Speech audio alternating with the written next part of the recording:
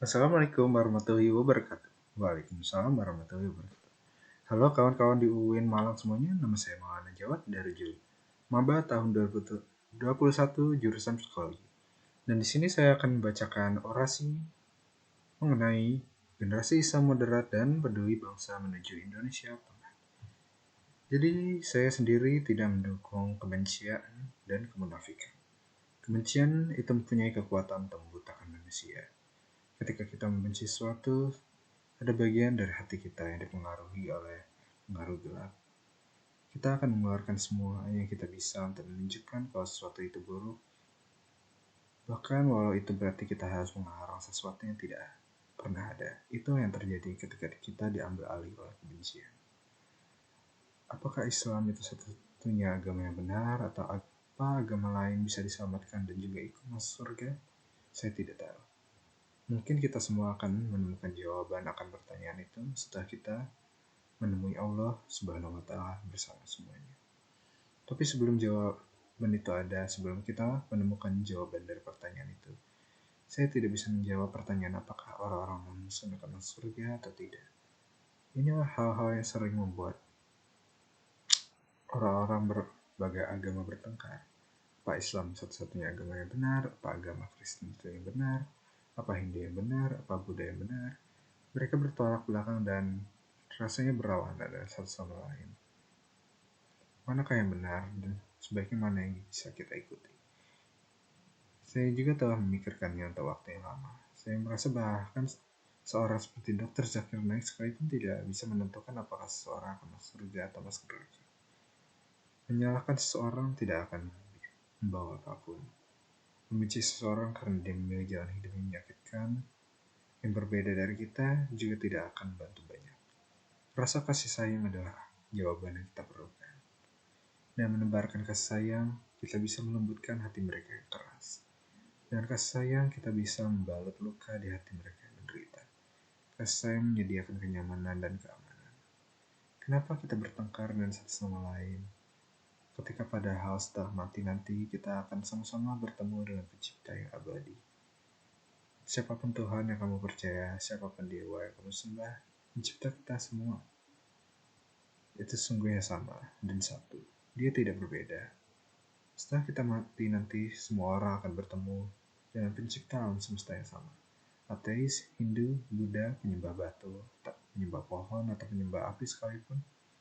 Siapapun yang mereka sembah, kita semua akan bertemu dengan satu pencipta yang sama. Lalu setelah di hari akhir itu, kita akan menemukan jawaban dari seluruh pertanyaan yang kita miliki selama ini.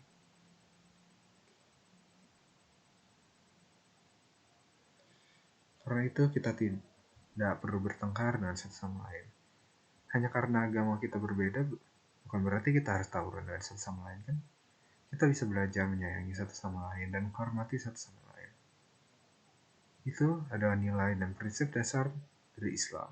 Dan itu adalah kunci yang kuat untuk membangun Indonesia yang tangguh dan lebih pintar di masa depan. Kasih sayang adalah jawabannya. Saya percaya dengan mengembangkan kasih sayang, kita bisa membuat Indonesia yang lebih kuat.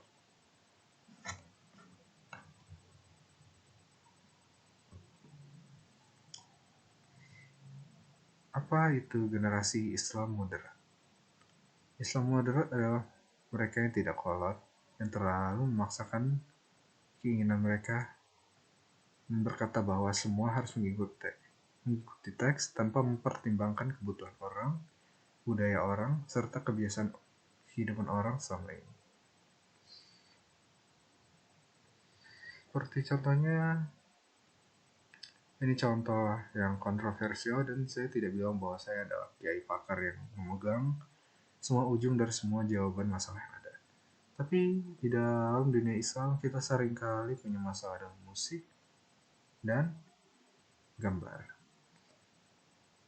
Kalau untuk kalangan muslim di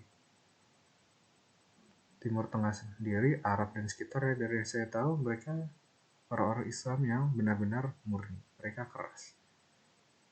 Mereka menolak yang namanya menciptakan musik dan mereka menolak yang namanya membuat gambar. Karena itu benar-benar berlawanan dengan aturan hadis yang mereka kenal. Tapi di Indonesia kita bukan Islam murni, kita Islam kultural. Islam yang ada di Indonesia adalah hasil dari akulturasi perkembangan persatuan dari budaya Islam dan budaya-budaya yang ada di Indonesia, yang mana membentuk sesuatu yang cantik dan sesuatu yang baru. Makanya baru itu mereka tidak serta-merta berarti berlawan dengan Islam. Mereka bisa mengembangkan Islam itu sendiri dan membawa warna baru bagi Islam di Indonesia. Itu Islam moderat. Karena itu kita punya acara seperti tahlilan, takbiran, acara maulid, dan acara-acara lainnya. Mereka tidak ada di zaman Nabi, tapi mereka baik. Mereka menggantikan tradisi-tradisi buruk yang ada di zaman dulu menjadi sesuatu yang lebih islami dan lebih bermanfaat. Dan mereka tidak ada salahnya. Semuanya segala sesuatu itu bisa menjadi hal baik atau hal buruk. Kalau kita mau mengambil contoh ekstrim, pembunuhan juga bisa menjadi hal baik atau hal buruk. Eksekusi mati atau kejadian di medan perang yang tidak bisa dihindarkan adalah tempat di mana pembunuhan itu bisa menjadi hal yang baik. Ketika tujuan utama kita menyelamatkan seorang yang kita peduli. Tapi ketika kita membunuh seseorang karena alasan benci, alasan tidak jelas, atau karena terbawa kemauan setan, maka itu benar-benar salah dan kita sudah seperti rasanya menyakiti seluruh umat manusia dan membunuh satu nyawa. Hal yang sama juga berlaku untuk musik dan gambar. Di zaman Nabi Muhammad SAW, gambar itu kuat identiknya dengan berhala. Dan musik itu kuat identiknya dengan pelacuran, tempat prostitusi. Karena itu dua benda itu begitu sensitif di Arab dan di zaman Rasulullah SAW. Tapi seni dan musik bisa digunakan untuk hal baik. Seperti yang kita tahu, musik bisa menenangkan pikiran kita, menurunkan gelombang otak kita, membuat kita lebih rileks dan menerima informasi dengan lebih baik. Kondisi menerima informasi lebih baik ini bisa digunakan untuk hal baik atau hal buruk. Kita bisa mencuci pikiran orang, atau kita bisa mengajarkan orang baik pada kebaikan, mengingat Allah Subhanahu wa Ta'ala, dan kembali bersyahadat, berzikir, dan bersolat. Seni gambar juga adalah hal yang sama. Gambar memiliki kemampuan untuk mengatakan sesuatu yang seringkali tidak terucap oleh kata-kata. Mereka bilang satu gambar itu bisa menjelaskan 1000 kata-kata dalam sekejap.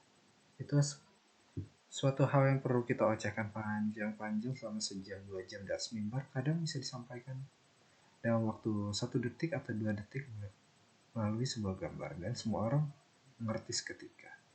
Musik dan gambar adalah sesuatu yang universal, sesuatu yang bisa dinikmati oleh semua orang dan dimengerti oleh semua orang.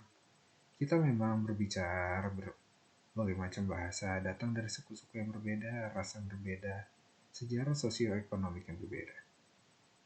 Tapi kita semua mempunyai kemampuan untuk mengerti seni. Dan kita semua punya kemampuan untuk mengerti musik. Kita semua punya kemampuan untuk mengerti satu sama lain. Dan kita semua punya kemampuan untuk menghormati satu sama lain dan mengerti alasan kenapa kita tidak perlu bertengkar dan buang sumber daya kita. Jika kita bisa menerapkan itu, dan jika kita bisa menerapkan kasih sayang ke seluruh Indonesia, kebaikan, kekuatan, keteguhan, dan keadilan ke seluruh Indonesia, maka insya Allah Indonesia akan menjadi negara yang moderat dan tangguh. Itu sekian dari saya. Nama saya Muhammad Najwa. Wassalamualaikum warahmatullahi wabarakatuh. Waalaikumsalam warahmatullahi wabarakatuh.